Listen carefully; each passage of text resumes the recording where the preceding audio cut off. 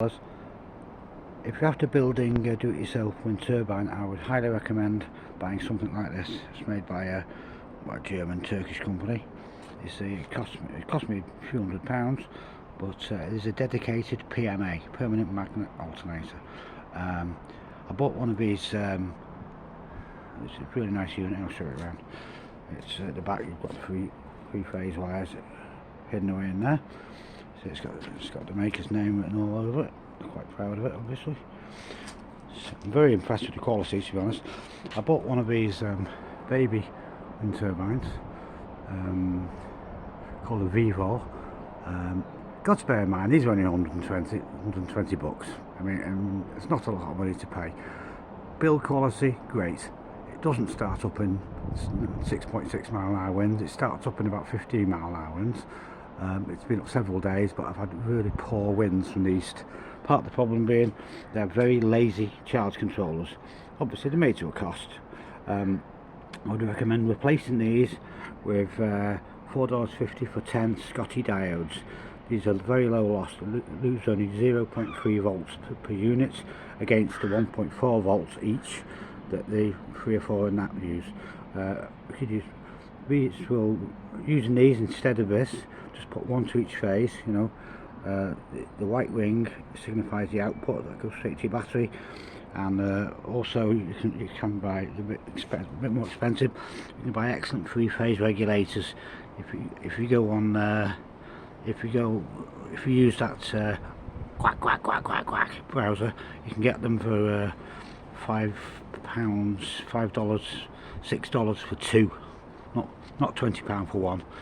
$6 for two. And these Scotty diodes using quack browser are only like 40 cents each. I got 10 of them for $4.50. But really pleased with this.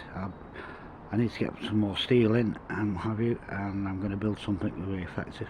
Most of you guys won't know, but I used to have a website where I used to build and sell 1 to 3 kilowatt wind turbines and very effective blade sets. That's another thing with this as well. The blades are okay, you know, they're a copy of a copy of a copy, but I could make far better. I will be making far better in the future. So a few ways to improve your Vivo 120 bucks wind turbine. Throw the cheapo BS charge controller in the bin. Use a 3-phase rectifier, or preferably Scotty diodes. They're cheaper. You only need 3, 1 per phase. See where the solder is? You lead the 3 phases in there, and the other end with the white ring is the output. It's 15 volt output.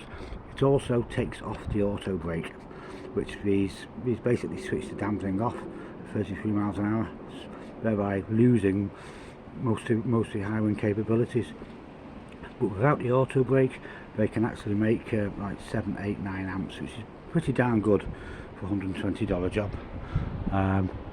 But these PMGs are like £300 upwards even for a small one, and some of them you've got to be very careful. That's the model number. You've got to be very careful you buy, because some of them are only suitable for very high RPM. This one isn't. This makes 700, 800 watts at 500 revs, which you might struggle to get to 500 revs, but you're certainly going to make a lot more. You know, one of these 1,000, 2,000 revs things.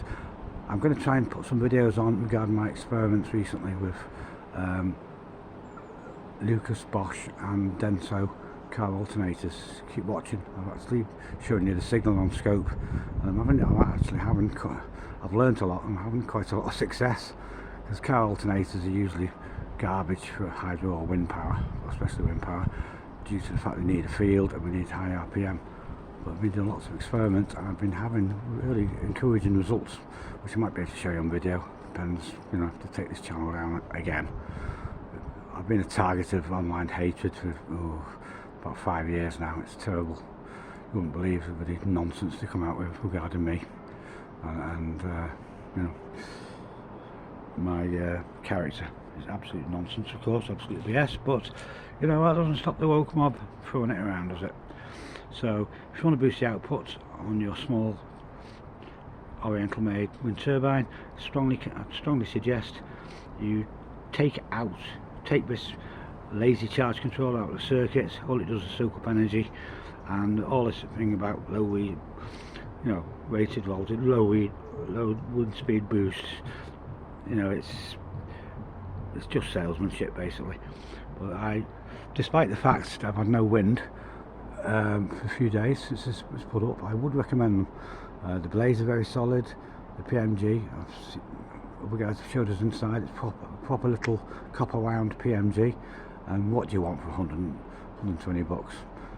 Obviously a lot of people think they're good value because it's completely sold out. I got one of the last ones in Europe. Have a good one, guys. All the best. Have a good day, and all the best from my homeland. Bye bye.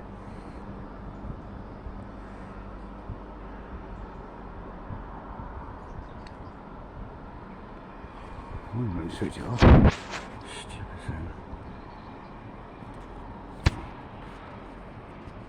So I'll get interfered with all the time by Google.